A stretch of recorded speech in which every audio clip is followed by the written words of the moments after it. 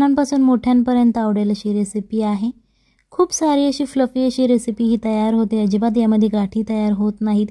एकदम जसा केक असतो तसे ही फ्लफीनेस यामध्ये राहतो। सो ही रेसिपी बनवण्यासाठी जास्त सामान सुद्धा लागत नाही। सगळ्यात पहिल्यांदा इथे आपल्याला बाउल घ्यायचा आहे। याच्यानंतर 2 अंडी आपल्याला घ्यायची आहेत। ही मी बॉयलर कोंबडीची अंडी घेतलेली आहेत। सर्वात प्रथम आपल्याला ही अंडी एका बाउलमध्ये फोडून घ्यायची आहेत। याच्यानंतर अशा प्रकारचा जर तुमच्याकडे हँड बीटर असेल तर तुम्ही या बीटरने हे 1 ते 2 मिनिटे फेटून घ्यायचं आहे, जेणेकरून यामध्ये असे बुडबुडे तयार झाले पाहिजेत। आणि जर तुमच्याकडे अशा प्रकारचा हँड बीटर नसेल तर तुम्ही चमच्याच्या मदतीने सुद्धा करू शकता। फक्त एकच गोष्ट आहे की यामध्ये अशा प्रकारचे बुडबुडे तयार झाले पाहिजेत आणि थोडासा जो डार्क पिवळा कलर होता तो फेंट झाला पाहिजे। यामध्ये एक बारीक चिरलेली हिरवी मिरची घालायची आहे। ही हिरवी मिरची तुम्ही तुमच्या चवीनुसार घालू शकता।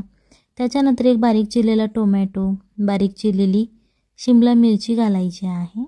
जर तुमच्याकडे पिवळी किंवा लाल शिमला मिरची अवेलेबल असेल तुम्ही ती वापरली तरीही चालेल। याच्यानंतर एक बारीक चिरलेला कांदा घालायचा आहे।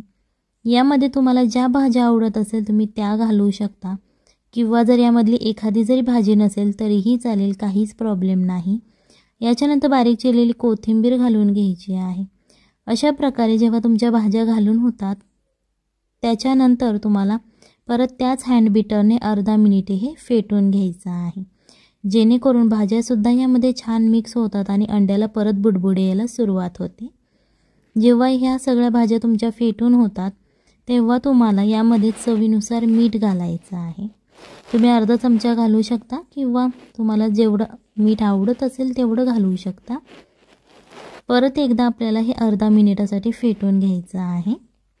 ही रेसिपी तुम्ही तुमच्या मुलांच्या टिफिनला सुद्धा देऊ शकता। लंच किंवा डिनर ब्रेकफास्टमध्ये सुद्धा तुम्ही रेसिपी ट्राय करू शकता। इथे आपल्याला आप्याचं भांडं घ्यायचं आहे। त्यामध्ये तेल लावून ते पहिल्यांदा गरम करून घ्यायचं। आप्याचं भांडं हे गरम झाल्यानंतर याच्यामध्ये आपण जे अंड्याचं बॅटर तयार केलेलं आहे ते घालून घ्यायचं आहे। अशा प्रकारचा थोडासा मीडियम साईजचा तुम्हाला चमचा घ्यायचा आहे। जर तुमच्याकडे चमचा नसेल तर तुमच्या घरात जी पळी अवेलेबल असते त्याने तुम्ही हे घालू शकता। फक्त एवढं लक्षात ठेवायचं की हे जे होल्स आहेत ते आपल्याला काठोकाठ भरायचे आहेत, जेणेकरून आपले जे आप्पे आहेत ते छान असे फ्लफी आणि एकदम मोठे मोठे असे तयार होतात। थोडंसं याच्यावरती तेल घालून घ्या। जर तुम्हाला खूपच गडबड असेल तेव्हा तुम्ही अशा प्रकारे झाकण ठेवून सुद्धा शिजवू शकता, जेणेकरून ते पहिल्यांदा एका साईडने छान असे क्रिस्पी तयार होतात आणि तुम्हाला ते लगेच पलटी करता येतात।